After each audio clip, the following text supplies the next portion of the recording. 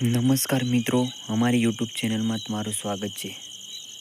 મિત્રો, જે કંડક્ટરની જે ભરતીની રાહ જોઈ રહ્યા હતા તેના માટે જે મેરિટ હતું તે લગભગ આજે જાહેર થઈ ચૂક્યું છે. એટલે કે 18/9ના રોજ જાહેર થઈ ચૂક્યું છે. તમે આ જોઈ લો, આમાં કેટલાના નામ આવ્યા છે. માત્ર ને માત્ર તમે જોવો ને તો હવે પરીક્ષાના જ દિવસો રહ્યા છે. હવે પરીક્ષા તમારી આવી ગઈ છે મિત્રો. તો ખાસ કરીને તમારે કઈ રીતે પરીક્ષા લેવામાં આવશે એ ખાસ ધ્યાન રાખજો મિત્રો. તો એ તમે જો અહીંયા આ પ્રસિદ્ધ કરવામાં આવેલ છે ગુજરાત રાજ્ય માર્ગ વાહન વિભાગ દ્વારા, અને જે પ્રસિદ્ધ છે લગભગ આજે સાંજ સુધીમાં થવાની હતી.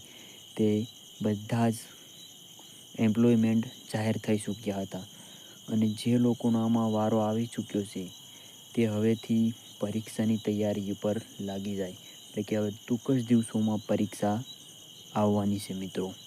ને કેટલું રહેશે, પરીક્ષાના કયા કયા સેન્ટર રહેશે એ હું તમને આગળ કહેવાનું છે મિત્રો. તો તમે વિડીયો પૂરા જોતા રહેજો. ખાસ કરીને પહેલાં જણાવવામાં આવે તો આ તારીખ 18ના રોજ જાહેર કરી છે. આ યાદી તમે અહીંયા જો 18/9ના રોજ જાહેર કરી છે. તો મિત્રો, આમાં કેટલું રહેશે મેરિટ એ તમને હું બધું બતાવું. તો આ મેરિટ પણ જાહેર થઈ ચૂક્યું છે. બધું જ તમે કેટેગરી વાઇઝ જોઈ શકો છો મિત્રો કે કેટલું રહેશે. તો બિન અનામત વર્ગ માટે એના માટે માત્ર ને માત્ર છે 75 અને અનામત મહિલાઓ માટે એના માટે છે 74. અને આર્થિક રીતે નબળા વર્ગ માટે તો મિત્રો, આર્થિક રીતે નબળા વર્ગ મહિલાઓ માટે તો માત્ર 34 જ. 34 હોય એટલે તમે પાસ. એટલે કે 34 માર્ક જે પણ કોલેજમાં હશે, બીએમાં તમારે 34 હશે એટલે તમે પાસ ગણાશો મિત્રો. એ ખાસ કરીને તમારે ધ્યાન રાખવું. ને અનુસૂચિત જાતિના સામાન્ય વર્ગ માટે એના માટે પણ સાવ ઓછું રાખવામાં આવેલ છે. તો મિત્રો, અનુસૂચિત જનજાતિઓવાળા માટે પણ ઓછું છે. ને માજી સૈનિકવાળા માટે તો 35% છે. એટલે કે આ 12 પાસ ઉપર આ ટકાવારી યાદી છે મિત્રો.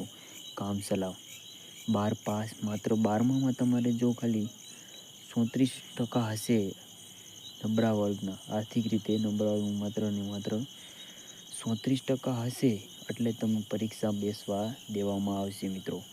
એ ખાસ ધ્યાન રાખજો મહિલાઓ માટે. ને આના માટે એક અપડેટ એ છે કે હજી સુધી મેરિટ યાદી આવવાની હતી એ લગભગ જાહેર થઈ ગઈ છે. અને જેટલાના નામ છે એ હું તમને તમે પૂરેપૂરું મેરિટ લિસ્ટ જોઈ લેજો મિત્રો. આર્થિક રીતે જે પણ વિદ્યાર્થીઓના નબળા છે ખાસ ધ્યાન રાખજે. તો મિત્રો, આ તમે બધું જ